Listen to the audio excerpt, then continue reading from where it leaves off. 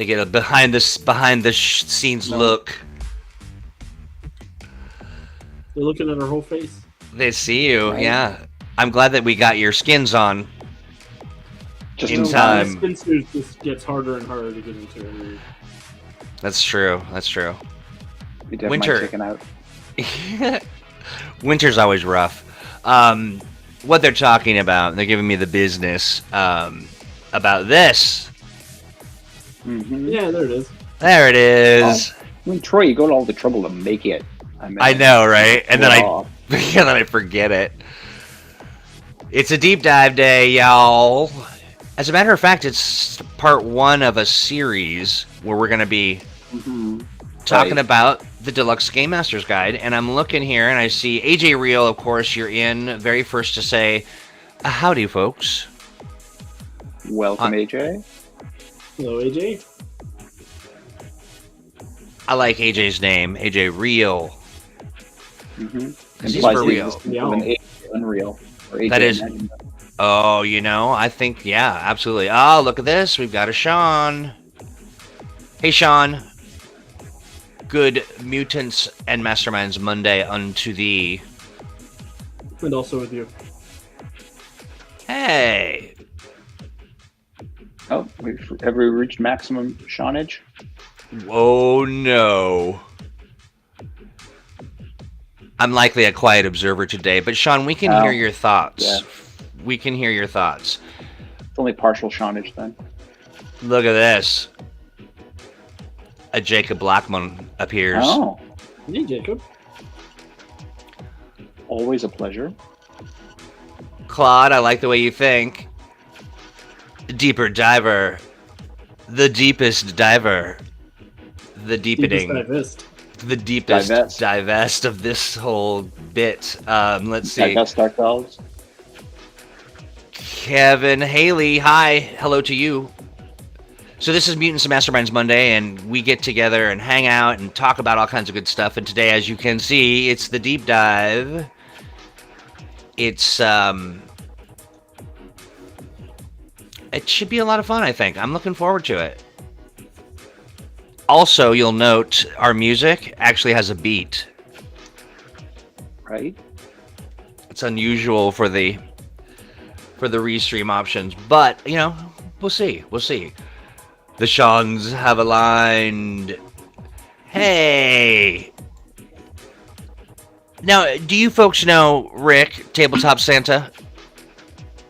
I don't believe that I do. What a great fella. Doing some great stuff, and we've got some fun partnership stuff on the plan on the horizons. Yeah, just really looking forward to it. And who doesn't want to work with Tabletop Santa? Right? Right? I'm very Absolutely. sorry for how we represented you a couple weeks ago. Oh, that's true. But Yeah. not really, because it was awesome. It's true. Those are Yeah. bad Santas, though. Yeah. I'm sure Yeah. the tabletop Santa is a good Santa. Well, absolutely. And the thing about Tabletop Santa is you only need one. The bad guys need three Mhm. of versions Right. of their, Mhm. holy diver. What do you Hey, think Casey. Tabletop Santa's Thaco is? I have no idea. None at all. But you know what I do have an idea about? Mm-hmm. That every Monday I get to hang out with you fine folks. Let's turn this music off. There we go. Hey, folks, I am your disembodied pal, Troy, and I get to hang out with these two fine folk, Alex and Steve. Crystal is on an away mission, and will be back next week, and she sends her regards, but there are people that need saving, and she's off. Yep. Flying Hero's around. work is never done. That's true. It's very true. So, hey, everybody who's watching, do me a favor. Always feel free to ask a question in chat and say, how do you do? Like here's a great question. Right out the gate, is Tabletop Santa doing anything to make sure that Tabletop Rudolph doesn't get shut out of any reindeer tabletop games, which is really on brand for Tabletop Santa? Right. Yeah. So, feel free to drop us a question. Also, as we're moving through all of this stuff, one of the things I love about the Mutants and Masterminds community is that you will have no doubt have dug through every letter of this of the Deluxe GM guide, and so feel free to share your advice, your thoughts, your questions, and those sorts of things. And the thing I love about this is you two know me. We're like family, and you know that I like quality, and Mhm. I strive for it every day of my living life, and that's why I was really excited that we have a deluxe GM guide because I need deluxe. I need Mhm. riches and wealth and all of that stuff. But why do we call it the deluxe GM guide? What about it is? I mean, other than its rich Corinthian leathers and etc. Well, this is to distinguish the deluxe GM's guide from the first edition of the Game Master's Guide that we did for third edition Mutants and Masterminds. The deluxe has even more content and added material.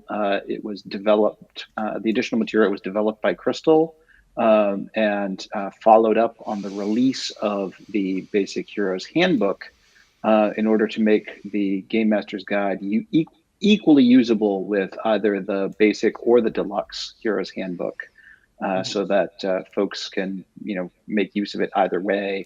Nice. And of course, for the inclusion of Christopher's of Crystal's favorite, the Jobber villain archetype, amongst the many other, sort of tweaks and additions to the deluxe edition. Yeah, absolutely. I'm sorry, Sean, that you missed out on that. But if you go ahead and send me a check, and I will send you my version of the rich Corinthian leather version of the deluxe GM's guide, which Yep. You can make it go ahead. I was just going to say, Sean, you can make it a blank check. Troy will fill in the amount. He'll make Oh sure yeah, to take care of that for you. absolutely. Yeah, my pleasure to do so. I like this Krampus. I see. Okay, there's a talk about how Krampus might go after Tabletop Santa, but guess Mhm. what? They're one and the same. We know that. We know Plot that. twist. Yes, exactly. So let me do this. I'm going to. Um, this book is literally like it's a who's who of all the people we love. It's got so many good things going on. Mhm. I promise you it does. It absolutely does. Mhm. It just needs to. There we go. You'll see it here momentarily. So, talk to me about the creation, this step in the evolution of this guide to the deluxe Mhm. version, and was it particularly easy? Was it challenging? Was it delightful? Was it? Well, it was relatively easy for me because Crystal did the development. So it was mostly Crystal saying, "I'm going to do this," and me going, "Yeah, that's a great idea. We should have done that in the first place." It was pretty easy, as far as that went. Gotcha. Yeah. Well, look at these handsome devils. Right? You got like It's our friends from Evil, and I don't think we've ever figured out what exactly Evil stands for. excellent villainy in love. Right? Right? I mean, look at them. They do appear to be quite judgy. Yes. Yes, Yeah. they are. I'm looking at their faces. They are. You've got orange frowny sneer. You've got three eyeball lens face. He looks happy to be here, though. He's Yeah. happy for what's coming next. Some kind of He's just happy mischievous. to be included. That's right. I think so. Exactly. You've got. Ooh, it looks like what is that? Water brain electric shocks guy. Oh yeah, our brain in the jar. Yeah. Classic. And then this Right. looks like meteor face tree trunk guy. Right. Now, does this guy with and this is really what I wanted to know. Does this guy with the red dot on his forehead, is he holding a doll of someone? I think that might be the case. Yeah. Yeah, it looks Yes. like there's a doll He's, there. he's our puppet master. I archetype. gotcha. Mhm. So I love it. Well, so they look phenomenal, and you know, one of the things that I love about Mutants and Masterminds is the art. It's all just, I mean, it's yes. so evocative and fun. I dig it quite a bit. You know what's happening here? How it's that? They're all sitting down with the game master. Like, why are you about to let these player characters beat us over and over? Oh, Right. that is so funny. The Game Master's on Right. trial. We've had it up to here with all of You're like, this. Game Master, you may be wondering why we've called you to this meeting. That's right. We have concerns. That's why they're all sort of shades of rage and delight at seeing you here. I will say, woo. It's a vote of no confidence in the game master. Yeah, absolutely. Right. If I scroll down here slowly, the Game Master's stacked. Look at that. The guy's got some Right. broad shoulders. So impeccable layout. A group of contributors that it's just like, you know what it's like? It's like reading from the guest list to a Mutants and Masterminds Monday. Crystal Fraser, Liz Liddell, Steve Kenson. You know, look at all these folks here. This is, I mean, this is a power packed bit of business, isn't it? Yeah. I love it. And then again, we're talking art and all that. Here's Team Ronin. Hey, look, there's me. Look at my contribution to Mutants and Masterminds. Let's see, is unparalleled. Yeah. Okay. So this thing is packed. I was gonna try to sort of like read up and do some stuff over the weekend and sort of check some of this stuff out. It is, you know, there's a When you lot discovered going. the book is 300 pages long. Yeah, absolutely. And yeah, and I need to figure out a way to, you know, speed read, and I mean, there's just so much in here that I wanted to devour, and so we're just going to start from the beginning, right? Mhm. Yeah. Yeah, chapter 1, and that will be. It looks like it starts on page 9. Let me get there. And all right, well, I'm gonna shut up and get some see, you know, as we get questions and stuff, I'll load them up. If anybody Uh-huh. wants me to if you can see it well on the stream on the stream, let me know. If you need to, if you want to back up or kind of check some stuff out, I'll drive around. But yeah, I'll turn it over to you, gentlemen. All righty. So, AJ, I noticed your question asking about the villains on the cover. Most of those characters are the villain archetypes from this book. So, with the exception of Arconyx on the far left side of the cover, none of them have names or backgrounds as such. They're designed to be sort of placeholder characters that you can, you know, name or develop as you see fit. And they're just based on the archetype illustrations. Arconyx ended up, I'm actually not even sure how Arconyx ended up being, you know, developed in the fashion that they did, other than the fact that they're very, very sneaky. Yeah. somehow managed to slip into the pages of source material as a named and published character later on. I love So it. the Game Master's Guide starts off with talking about settings.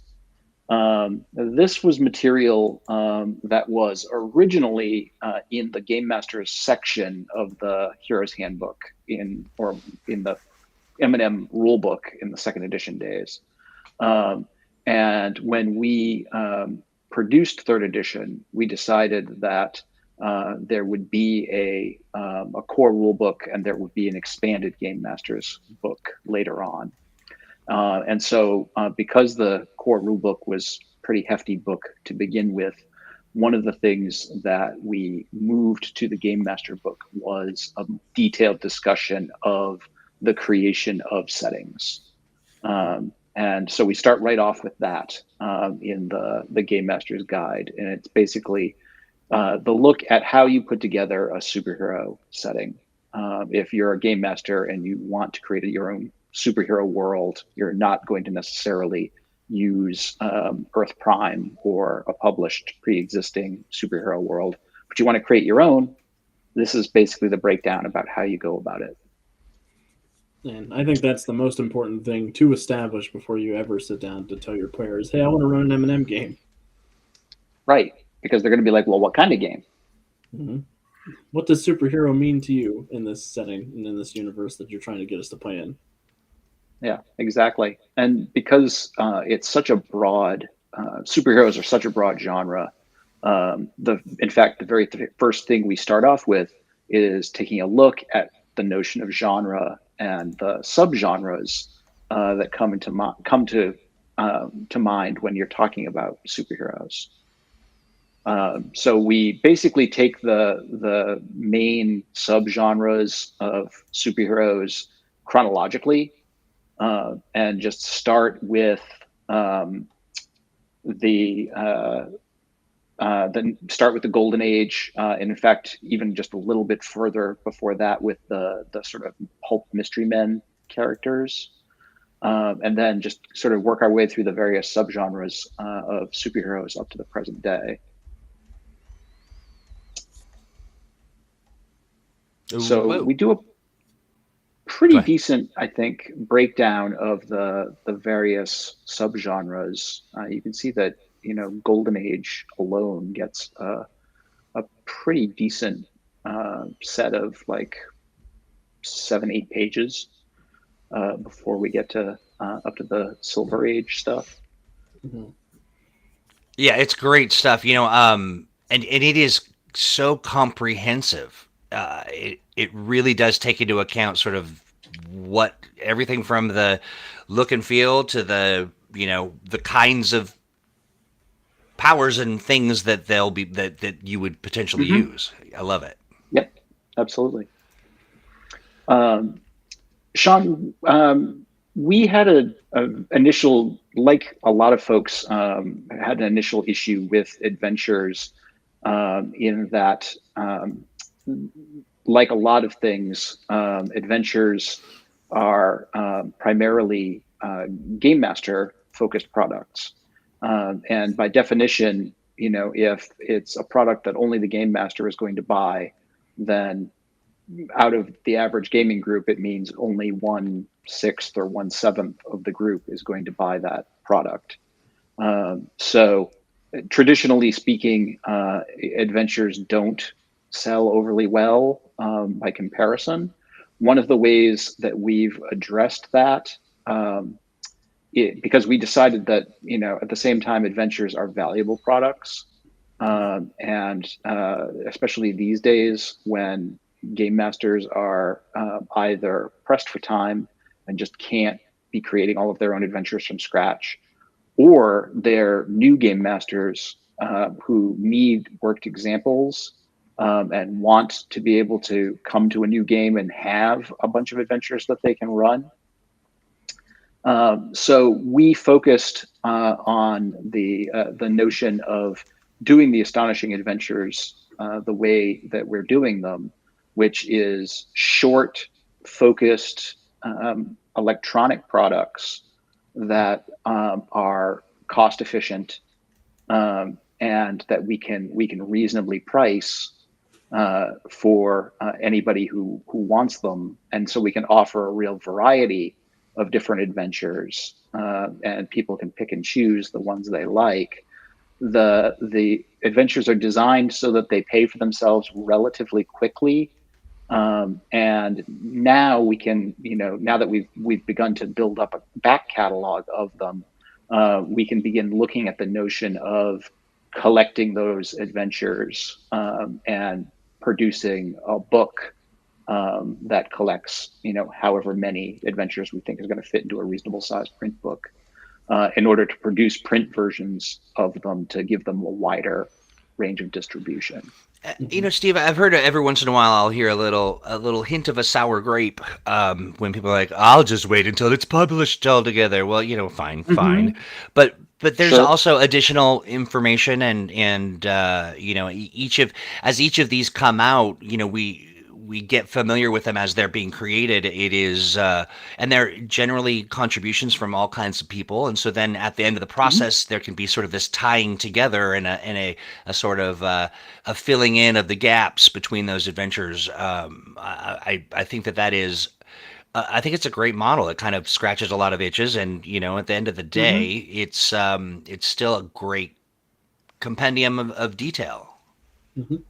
Yeah, I mean, it's a model we used to good effect with the villains that we did for Threat Report and Rogues Gallery, where we released those characters as low cost PDFs that folks could subscribe to, and they could get them, on a regular release schedule if they wanted. Other folks could wait for the characters to be all collected together in one book. And it provided options either way. It helped those books to pay for themselves in the process of being developed. And so it's been an effective way for us to deliver, regular content to M&M players and game masters, but also make that cost effective so that we can continue to do it. I dig it. Yeah, I think it's a real smart way to kind of give everybody a little time at the mic, so to speak.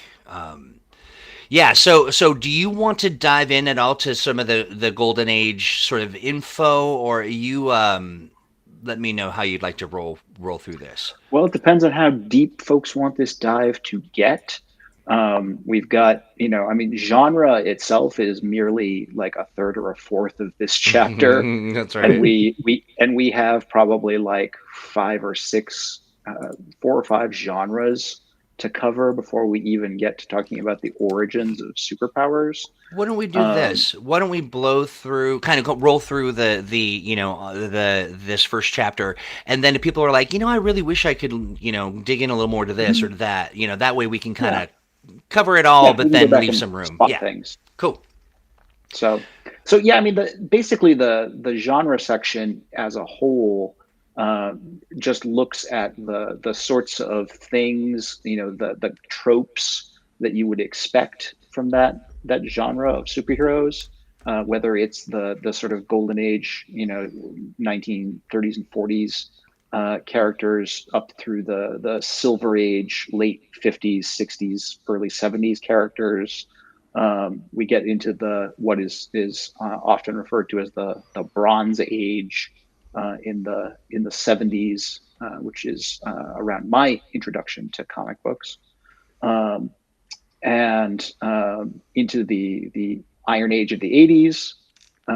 Grim and gritty, lots of ninjas, leathers, straps, and guns, and through that into what we can, at the moment, really only call the modern age, because ages only get really good names after they're over. Mm-hmm. So that's right. And we're kind of still in the midst of it. The art in this is so evocative. The other thing that I wanted to call out, Sean's mention of the fact that, we talk about how there is, hey, Apu, good to see you. You took the time to say, hey, this is a different era, and this was a time when maybe there was some more freedom to be, a bigot. It was a little more of a standard issue thing, and the idea that we acknowledge it and say, sit with your table and talk about that kind of stuff, and I think that's really smart. Yeah, and I think that's necessary when you're dealing with these different periods.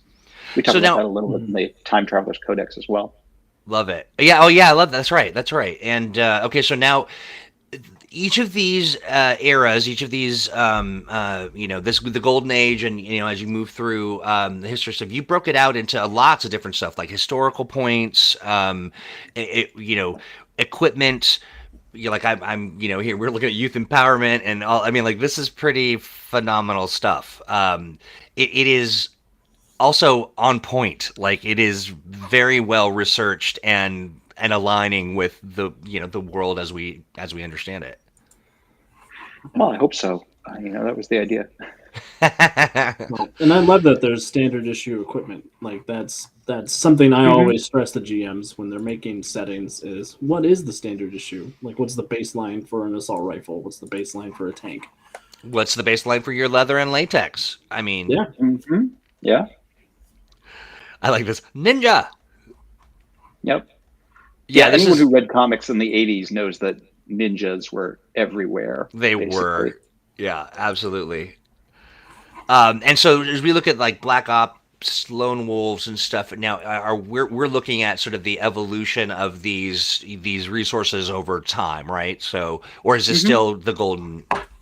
Oh no, we're well into now what is called the Iron Age of Yeah, comics, yeah, which is basically the 1980s. nice. The Yeah, and pouch period. the pouch period. Yes. Yes, indeed. Why do we call it the Every, pouch period? Dare I ask? well, Alex can. Yep, every superhero had 75,000 pouches on their costume, and their feet were Okay. this Yep. big. Okay. Yeah. Okay. Yeah. Yeah. All of the Yeah. pouches. There was a strong emphasis on sort of paramilitary style design. So everybody had bandoliers with pouches That's and right. leather straps and ammo clips, even if they didn't ever have a gun. Although That's everyone had a right. gun. Yeah. Captain America was shaped like a Dorito. Yep.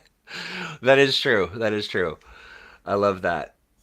AJ Rails like, and they were all attacking Wolverine and Yep. Daredevil. They're all fighting Wolverine And and Daredevil. That's right. and A the lot of Teenage fun. Mutant Ninja Turtles. Yep. Yeah, yeah, and I'm glad you mentioned that because you know that Crystal, Yeah. were she here, would have said as much. Yes, Yeah. indeed. Okay, so here we are. This is okay. Yeah, classic stuff. So we're at the Iron Age gear. Steve, let me know what page I should jump to, or if you want me to just kind of keep slowly scrolling, I can do that So too. we're coming right up on page 25, which starts our origins section. Let me. I'm just double checking. Sorry, this is and this is part of the origins here. The limit hero points, modify powers. That That's pretty much the end of the genre genre. section where Okay, we talk about how to make things a little bit more realistic and lethal if you want. nice. Okay, origins. There we Do, go. do, do, do. Origins.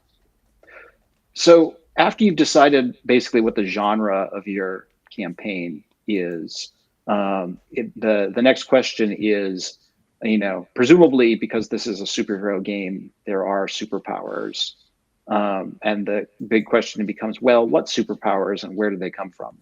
Mm-hmm. Essentially. Yeah. Great comment. Sorry, I'm balancing my scrolling with the great great commentary because it's so true. Kill power and yeah. I was Yep. a fan of KG Beast personally. That was Oh yeah, KG KG. Beast was a classic. That's amazing. I love it. Yeah, swords with two blades, Oh, 100%. Absolutely. Yeah. throwing Okay. stars everywhere. Yeah. That's right. That's exactly right. Throwing stars everywhere, even at your house as a kid. Yeah. Yeah, I just love that there was a hand and a foot clan of ninjas. Well, that's because the Foot Clan from Ninja Turtles was a parody of the Hand, Aye. thus the name. Thus the name. All right. So okay. So we've got we're talking origins, and this is your hero's origin, the origin of your superpower. Well, yeah, potentially. Basically, this section is looking at different things about where do powers come from. Essentially, Okay. what are the various explanations the comics have used for why people have powers, and we break it down kind of by category, essentially. I gotcha. So then more of a look on the wider swath of powers in general, and what people Yeah. may be dealing with. Okay, I love And that. like Yeah, if Right. the GM's looking to do a kitchen sink approach where all these origins can happen in the setting, or if they want to do a CW show approach where like all of Supergirl's villains are aliens and all of the Flash's villains are metahumans and all of Arrow's villains are tech people or ninjas, sort of how they break where all the powers come from everybody in the setting. I love that. Right. Claude, this is a good point. We just need to assemble the full ninja. Who's got the chest and the waist and the foot? Or no, we got the foot. We need Right. the knee and the yeah, absolutely. I like this too. This is true. Sean Duggan's Iron Age was also where heroes went from wearing underwear over their tights to instead underwear headgear. Yeah, and I mean, atomic it's power. not wrong. Absolutely. All right, so here we are. We're exploring just the way that heroes are made or become, heroic, superpowered on in our plane of Right. existence. And basically, this section is supposed to provide a big overview of all the menu options. Basically, Mm-hmm. it's and like Alex says, you can decide that your campaign is a little from everything, and it's like the comics themselves. It's kind of whatever goes, or it's a more focused type of game, either because of the nature of the world or because of the style of the game you want to run. Um, that you want to limit what the options are. So, for example, we talk about magic, later on in the section because everything's alphabetical. Yeah. Um, and you could decide that it's a setting where everyone's superpowers are magical, and those are the only superpowers, or it's a magic focused game. And although there are other people with other kinds of superpowers, the player characters, and probably most of their enemies are probably going to be magical characters. An example of that would be if somebody was running our Nether War campaign. That might be a magic focused campaign that takes place in the context of a bigger superhero setting. Mm-hmm. Such a comprehensive list, and one of the things I do love, and we keep mentioning the art because it's just so great. But if you, I'm curious for the folks that are watching, have you spent a lot of time just combing over the pixels of these images? Like that pretty evocative image of like a some kind of an alien tribunal happening. Sort of judging this half man, half being, sort of half organic being, half robot, kind of thing. I love it. Mm-hmm. I mean, all of this stuff is pretty amazing. So yeah, here we are at Magic. Yep. I love it. Similarly, the mutation section that comes right after this is another example. If you're running, the X-Men as a campaign, then mutants are going to be the most common characters and probably the most common villains. But it doesn't necessarily mean that everyone with superpowers is a mutant.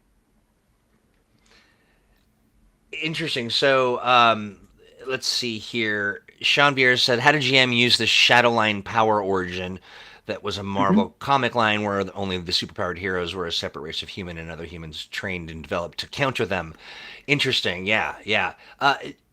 Question for everyone: do you find that because of your do you stick to a trope? Like, do you stick to, for me, for instance, if I'm playing any kind of a fantasy kind of D&D style, tabletop, I'm always a ranger.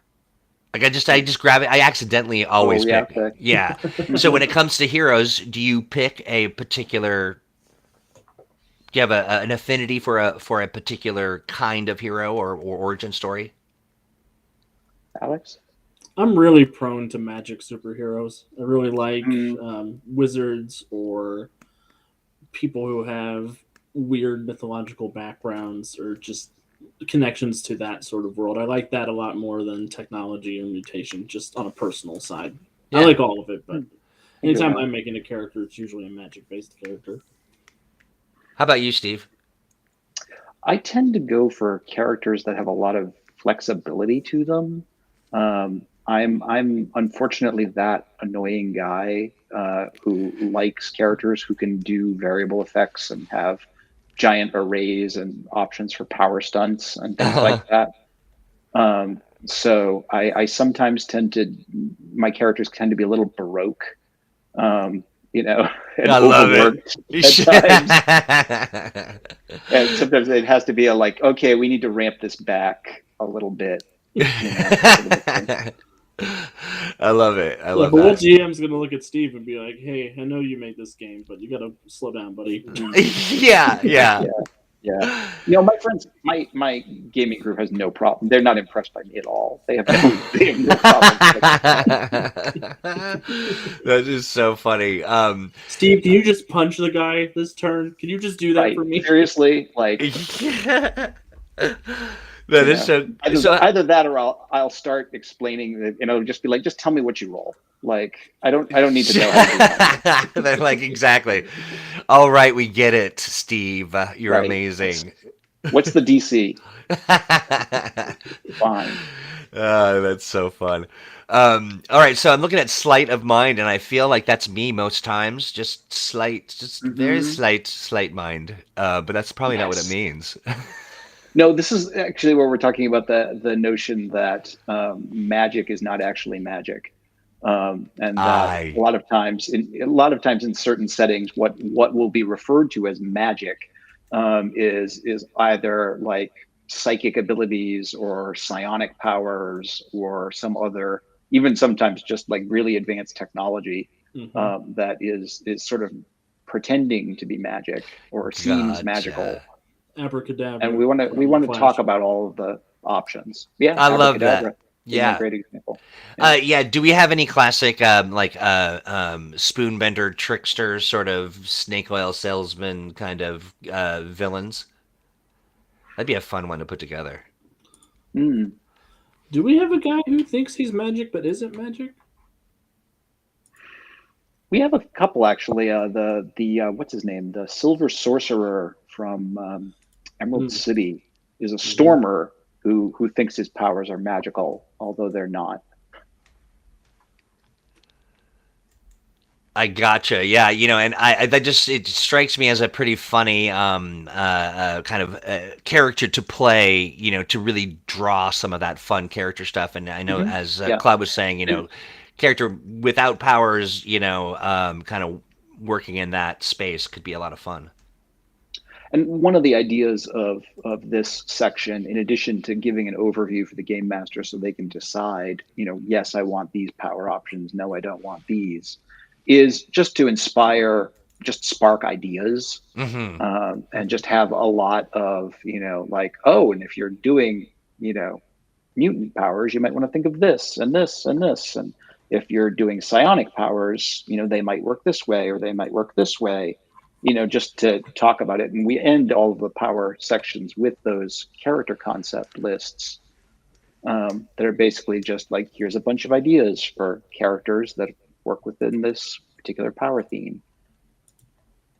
Yeah, I'm reading, it is, it's kind of a fun position to be in where you're so enthralled by what you're sharing with the world that you're reading it yourself. But so pardon me when I dig into this stuff, but I love it. I mean, these are just immediately you're reminded of the inspiration for heroes like this, and to be able to kind of take it and just sort of apply it and mix and match. I'm imagining you can have a lot of fun with that. Absolutely, I love it. All right. This is one of my favorite parts about setting up a campaign world, is figuring out where all the powers come from and how prevalent powers are and what society thinks about powers. And that's right. Kind of play that into the fabric and sort of the texture of the adventure. That's great. Okay, so mad scientist kind of stuff. Yep. And here's your floaty brain. Here's our brain in the jar. Yeah. Yeah, floaty brain zip zap is what I'm calling him. Them. He needs a gorilla. Yeah, clearly. Right. Awesome. Okay, and I love this too. So intentional mutation, someone who's like, I'm going to throw myself into every puddle of radioactive garbage I can find. Yeah. And then you've got your battle suits and Iron Man. Okay, I like that. Good stuff. Okay, and so and this is where I mean the gadgets and gear is the classic kind of, that's like Batman and that kind of stuff, but also spies and it's one of my favorite kind of characters to kind of play or think about. Yes. Gadgeteers can be a lot of fun. Shanvira says, I've played in more than one campaign where the Tunguska event is the root cause of the superpowers, a variation. Yeah, that's great. Let's see.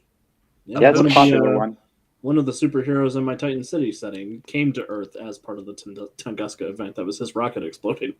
So for people, okay. So for people who aren't familiar with the Tunguska event, in the very early 1900s, there was a mysterious explosion over the Tunguska region of Siberia and that essentially flattened, an entire forest for miles around the blast radius. Literally, just trees flattened to the earth. And you can see, you can see the blast radius by the directional, of it.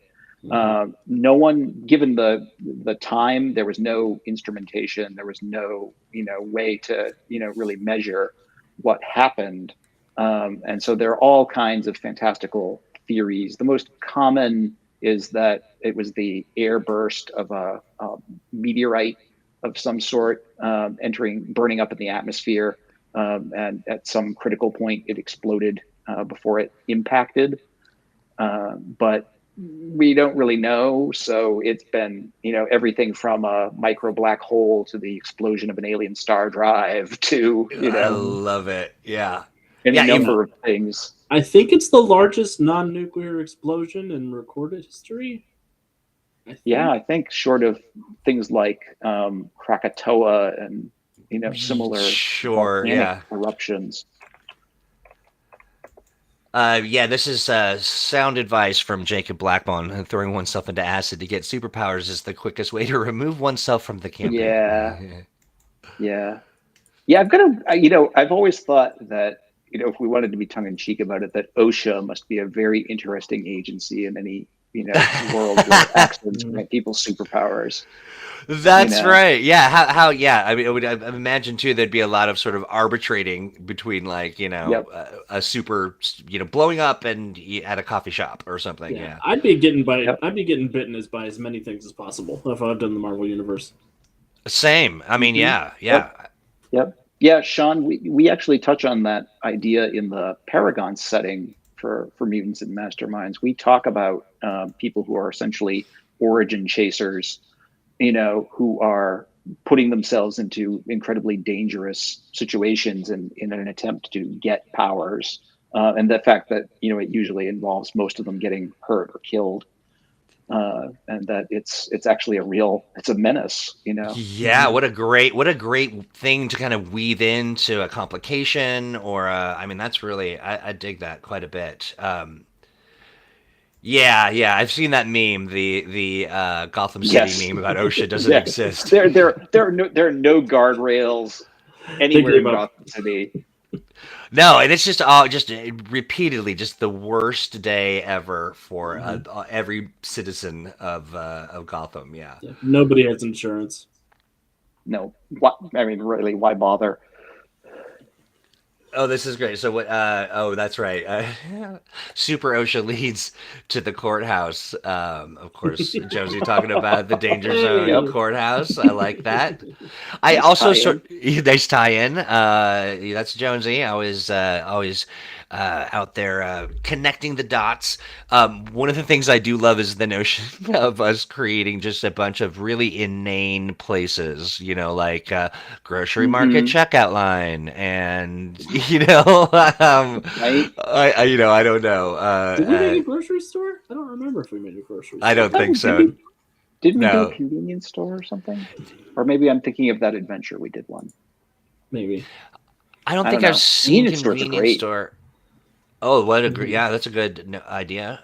Chemical plant. Yeah, that's just where the place where all of the normies go to hang out in the hopes that they get irradiated into powers. Yeah, I like it. Yep. It'd just be such a menace. Yeah, I mean, bad time. The cleanup alone. How many people die for TikTok every year? No, superpowers would be times 11. Are people dying doing TikToks? That's awful. Way worse. Yeah. Well, trying to get really daring and stupid stunts on film is also pretty dangerous. That's true. I mean, generally speaking, when I see TikTok, it's just a lot of very slow, simple dance moves. But I suppose there are a lot of people who are doing, I got to get this for the TikTok community. Okay, this is great. They don't say do it for the Vine anymore. I almost said Yeah, that, you true. nerd. Get out of my head. Mhm. I almost said it. Oh, All right, so here we've got like this is sort of a tableau, if you will, of various types of heroes that yep. super. I should say supers because we don't really know if they're People heroes. with powers. Yeah. People with powers. Like look at that broccoli monster with all the eyeballs. That's probably just a tree. I want to know what But the lizard detective's gig is. Right. he looks nonplussed. Like he's just I like told this you is this out was of going to hand. happen. Yeah. He is like a really noir lizard. Yeah, yeah, and the giantess, if you will. She's Yeah. like, I'm looking for my ring. I can't find my earring's gone or I something. lost my contact. Yeah. Oh my God, that's what it is, totally. Yeah. And this guy's just like, I do not want to talk. This little octo dude. Hmm. He is Yep. not interested in the dialogue. Nope. Okay, so all right, so now go for it. Well, and so we wrap up the powers section talking about origins, essentially with the talking about how the options of is it just one origin for powers? Is it a set of origins? Is it all of them? Do only a few, a tiny handful of people have powers? Do lots of people have powers? Does everyone have powers? And what are those kinds of things in terms of what the setting looks like. And we talk about the thing Alex brought up in the very next section. Basically, what does the rest of the world think about powers and people with powers?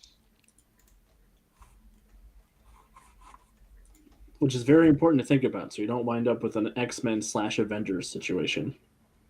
Right. Now explain that to me.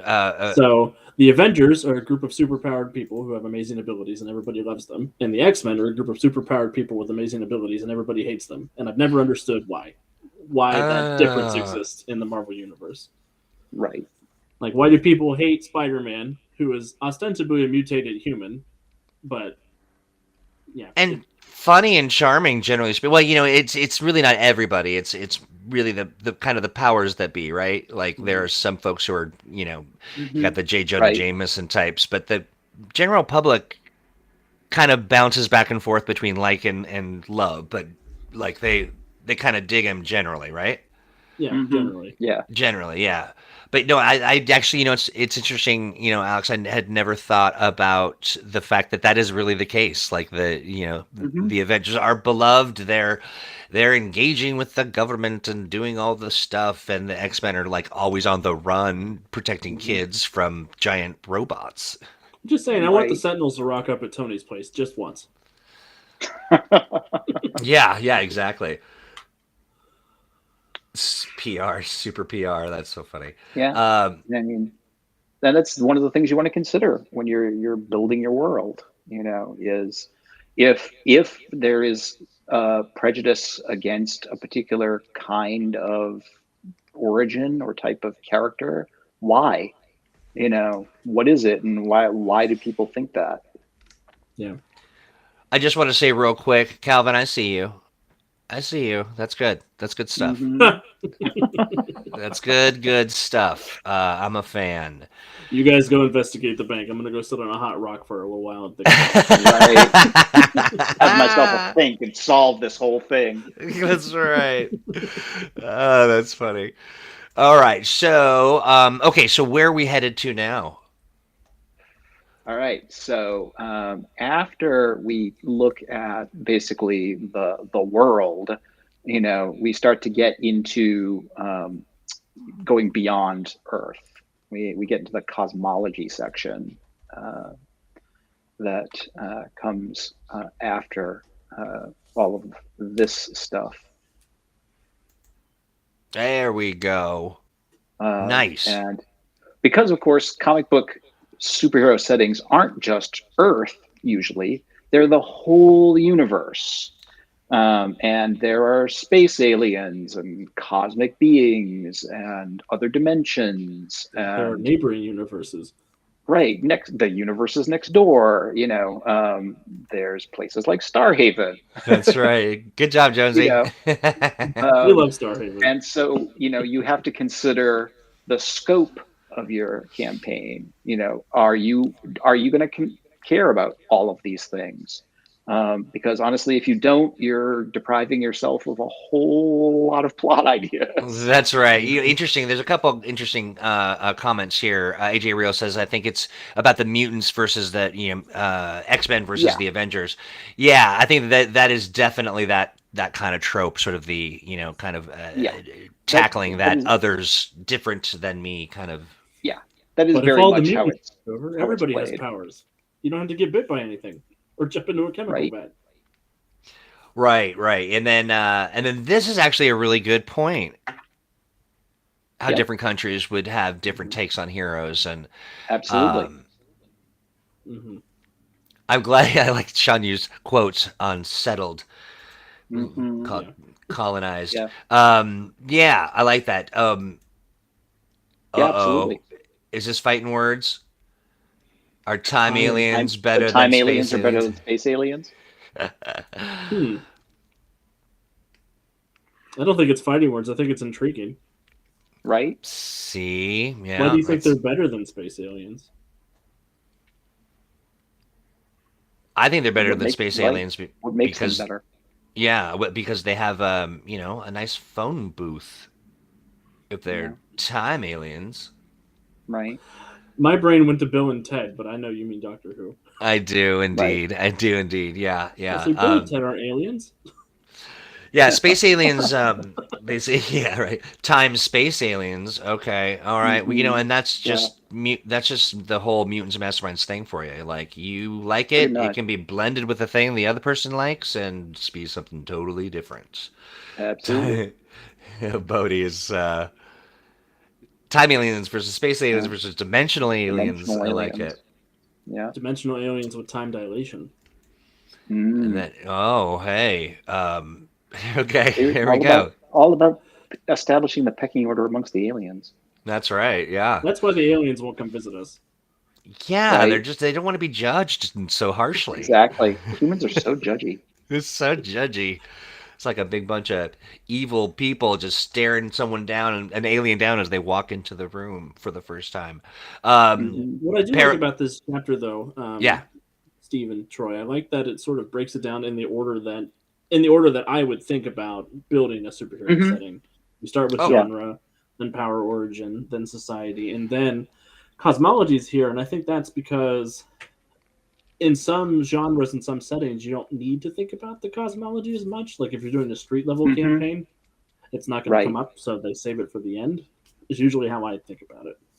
Hmm. Yeah, it's pretty true. I mean, it's basically the order I do it, so that's why it's laid out this way. Well, Nice. I do Yeah. it the same way, so it must be a decent order at least. There you go.